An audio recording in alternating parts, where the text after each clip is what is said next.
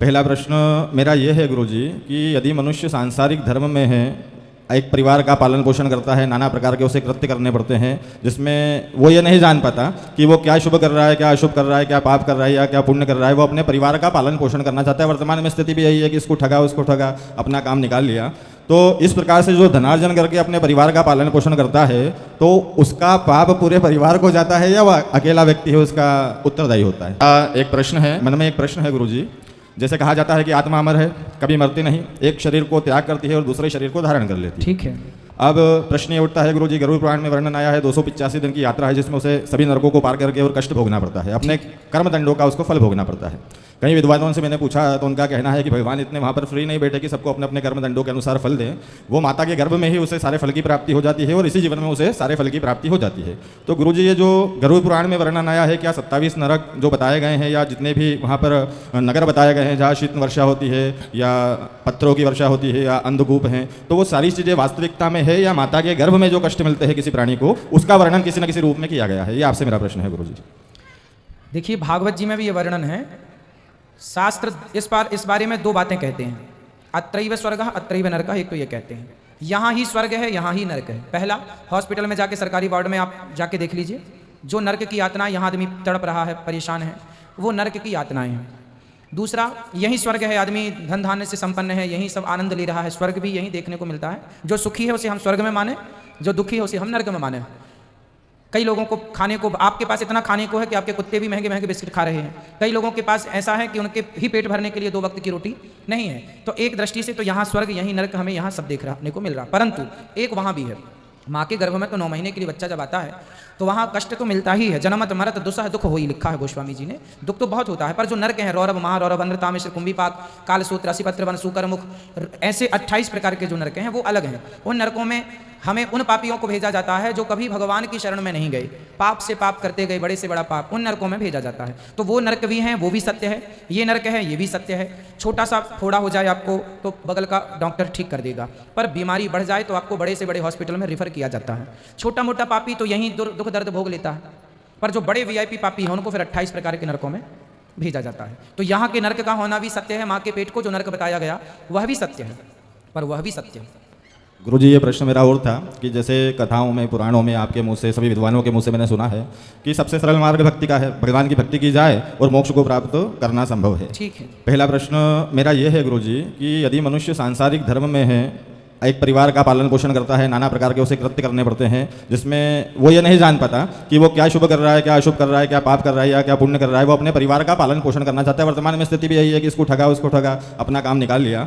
तो इस प्रकार से जो धनार्जन करके अपने परिवार का पालन पोषण करता है तो उसका पाप पूरे परिवार को जाता है या वह अकेला व्यक्ति है उसका उत्तरदायी होता है? जो पाप करेगा वो उसका जिम्मेदार है, पहला। दूसरा, आपने कहा कि वो परिवार में लगकर और पाप करता है, उसे पता नहीं होता। उसे पता नहीं होता इसलिए तो उसे पता करना चाहिए, सत्संग करना चाहिए। हमें काखा गाघा पता नहीं होता इसलिए तो हमें स्कूल भेजा जाता है। अब आप स्कूल भी ना जाएं और कहें जी हमें तो काखा गाघा भी नहीं आता, अखबार पढ़ना भी नहीं आता, तो भाई साहब आप स्कूल क्यों नहीं गए? तब नहीं गए तो अभी पढ़ लो। उसी प्रकार आप कहें भगवान हे यमराज जी हमें तो पता ही नहीं था पाप क्या पुण्य क्या, हमें छोड़ दो, हमें नरक ना भेजो। नहीं, तुमने पता लगाया क्यों नहीं? तुमने सत्संग इसलिए कहा है सत्संग करो, सत्संग करो। पता, आपको पता ना, अच्छा आग में आपने हाथ डाल दिया, आपको पता ही नहीं था कि जलाएगी पर जला दिया ना। छोटे से बच्चे को पता नहीं होता कि आग में हाथ डालने से जलता है कि क्या होता है, पर आग तो बच्चे को नहीं छोड़ती, जला ही देती है। आग का धर्म है जलाना, आपको पता हो या ना हो। जहर पी लो धोखे से, उसका धर्म है मारना। वो ये नहीं कहेगा जी मैं धोखे से पी लिया, माफ कर दो, नहीं, मरोगे। उसी तरह तुमने पाप किया, भोगना पड़ेगा। अब कौन भोगेगा? तो इसके लिए रत्नाकर की कथा आप समझ लो। एक डाकू था, चोरी करता था, जंगल में डाका करता था और पत्नी को देता था। नारद जी ने पूछा तो ये पाप कर रहा कौन भोगेगा? बोले पत्नी को देता हूँ, बाप को देता हूँ, बच्चों को देता हूँ, वो लोग भी भोगेंगे। नहीं, सोना चांदी के हकदार सब हैं, तेरी संपत्ति के अधिकार, तेरे संपत्ति के हकदार सब हैं, पर तेरे पापों का हकदार सिर्फ तू है, तो तू भोगेगा, तुझे भोगना पड़ेगा। जब उसने जाके पत्नी से पूछा क्यों, मैंने तेरे लिए इतना पाप किया, तू भोगेगी? उसने कहा जी हम क्यों भोगें, आपको ही भोगना पड़ेगा, हमें तो सोना चांदी देते रहो बस। बेटे से कहा तू भोगेगा? नहीं जी हम क्यों भोगें, आप तो बाप को कमा के लाओ, चाहे कैसे भी लाओ। फिर भोगा कौन? तू ही भोग। नारद जी से चरणों में कहा महाराज मैं क्या करूं? सूखा डंडा गाड़ दिया, बोले राम राम तब तक जपना जब तक ये हरा भरा ना हो जाए। जब हरा भरा हो जाए समझ लेना तेरे पाप कट गए। वही है उल्टा नाम जपत जग जाना, मरा मारा जपा उसने, उल्टा नाम जपत जग जाना, बाल्मीक भय ब्रह्म समाना। वही इस बात को याद रखो, परमात्मा हमें बार बार कहते हैं कि कोटि जन्म तन भ्रम मत हो गए, कुछ ना हाथ लगे रे। कुकर सुकर खरबा बोरे कौआ हंस बुगारे।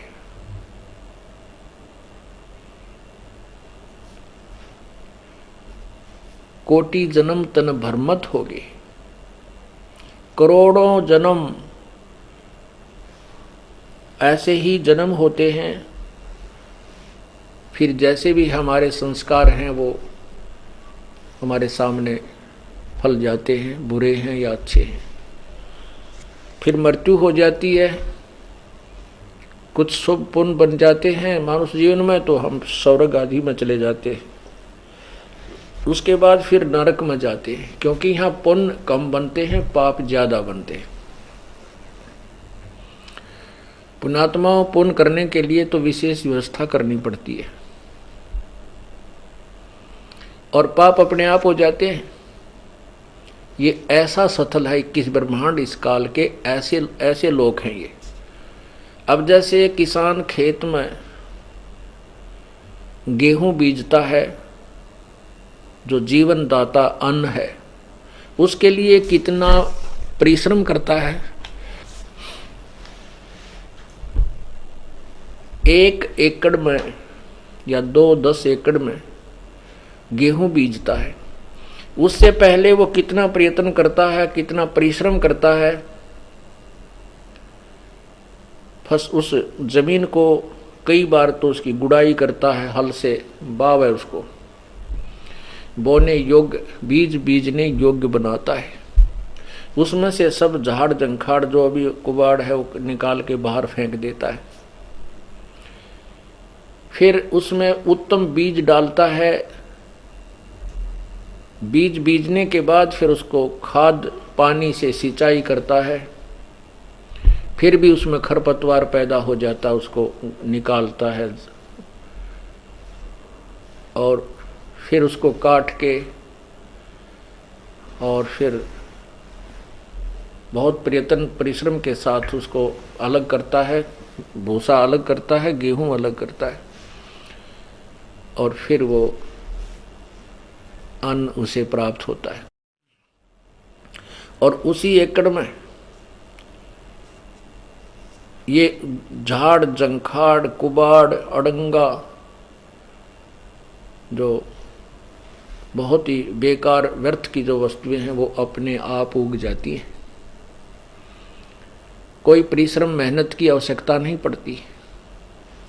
इसी प्रकार ये हमारा जो मानव श्री जीवन है ये काल का लोक है।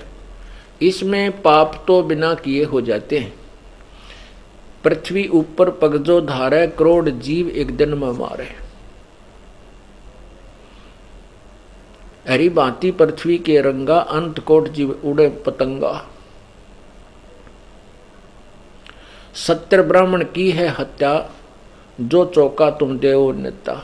रोज भोजन बनाते हैं, इसमें इतना पाप लगे जैसे सत्य ब्राह्मण की हत्या करती हो। ब्राह्मण का अर्थ होता भक्त, भक्त आत्मा। वैसे तो किसी की भी हत्या हिंसा जीव की करते हैं मनुष्य की, तो वो तो पाप तो उसका भी बहुत भयंकर है, लेकिन किसी संत भगत की आत्मा उसको उसकी हत्या करना और ज्यादा घोर पाप है। मतलब 1000 जनसाधारण की हत्या कर दे और एक भक्त संत की हत्या कर दे, उससे भी ज्यादा पाप उस भक्त संत की हत्या करने का है, ऐसा परमात्मा की वाणी बताती है। तो कहने का भाव ये है कि पाप तो हम वैसे ही बहुत हो जाते हैं बगैर किए, और पुण्य करने से होते हैं। जैसे उस जमीन के अंदर खरपतवार तो बिना बीजे हो गया, किसी प्रयत्न बिना ही, और गेहूं तैयार करने के लिए शारीरिक परिश्रम भी और धन भी लाना पड़ा। पो के महीने में, जनवरी और दिसंबर के महीने में किसान खेत में पहुंच जाता है जिसके नहर का पानी हिस्से में लगता है, और अपने हिस्से के पानी को फसल में लगाने के लिए, सिंचाई करने के लिए रात्रि के समय जाना पड़ जाता है उसको, और रात्रि के समय भी वो अपने उस कार्य को करके आता है। कितनी कठिनता, कितने परिश्रम के से वो अन्न प्राप्त करता है। ऐसे ही आप जी जैसे परमात्मा के ज्ञान से परिचित होते जा रहे हो, वही पुण्यात्मा यहाँ पहुँच रही हैं गर्मी और सर्दी में, वर्षा या कैसा भी मौसम हो, आप परवाह नहीं करते। जैसे वो किसान परवाह नहीं करता, आप जनवरी और दिसंबर के महीने में फसल में पानी देने, सिंचाई करने के लिए नहर के पानी की पहुंच जाता है। इतनी शीत लहर चल रही होती है, ऊपर से कई बार बूंदाबांदी भी हो जाती है, लेकिन वो किसान उल्टा कदम नहीं हटाता। चाहे नमूनिया हो और चाहे उसका कोई सर्प कटे, कोई पैरों में कांटे लगे, वो परवाह नहीं करता, क्योंकि वो परिचित है। यदि आज मैं सिंचाई नहीं करके आऊँगा तो मैं भूखा मर जाऊँगा, निर्धन हो जाऊँगा, मेरे बच्चे भीख मांगते फिरेंगे। इसी प्रकार जो पुण्यात्मा ये परिचित होगी हैं कि ये मनुष्य जीवन बार बार नहीं मिलता, और ये सत्संग जल रूपी सिंचाई इस अंतःकरण रूपी खेत में करें पार पड़ेगी, चाहे कहीं और संसारिक हमें हानि भी होती नजर आवे, तो वही व्यक्ति यहाँ पहुँच रहे हैं, अपना उद्देश्य पूरा कर रहे हैं, और अंत में देखना इनको कितना लाभ मिलेगा। जैसे जो बच्चे विद्यालय में जाते हैं, उनको रात्रि में भी अपना पढ़ाई का काम करना होता है। सुबह उठकर फिर वक्त से स्नान करके स्कूल जाते हैं, वहाँ फर्श पर बैठते हैं, गर्मी है चाहे सर्दी है। हमने देखा पहले स्कूल के अंदर कोई व्यवस्था नहीं होती थी, कितने खिड़की टूट रही है, किसी का है कोई नहीं दरवाजे, तो वहाँ हम स्कूल में पढ़ाई करते थे। तेज खूब अंदर बैठ जाते थे, सर्दी का मौसम, ऊपर से धुंध पड़ रही है और इतनी शीत लहर चलती थी, वहाँ बैठे बैठे कांपते रहते और पढ़ाई भी करते रहते थे। तो इस प्रकार जो कठिन परिश्रम करते रहे वो बच्चे सफल हो गए, सफल हुए तो उनको लाभ हुआ उस शिक्षा का। इसी प्रकार परमात्मा के इस भक्ति के मार्ग में बताया है कि जो अब जो कड़वा लग रहा है हमारे को, जो सख्त ये कठिन सा काम लग रहा है, आने वाले समय में ये अमृत में बदल जाएगा, अमृत तुल्य हो जाएगा।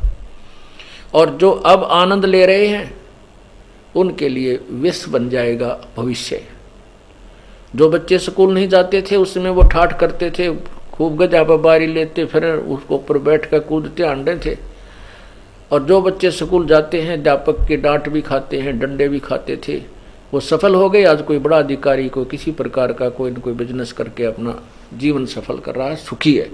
और जो उस समय आनंद ले रहे थे अब वो मजदूरी करते हैं, कितना कुछ हो रहा है, समय पर रोटी नहीं, कपड़े ठीक नहीं, बच्चे कहीं दुखी, वो कहीं दुखी।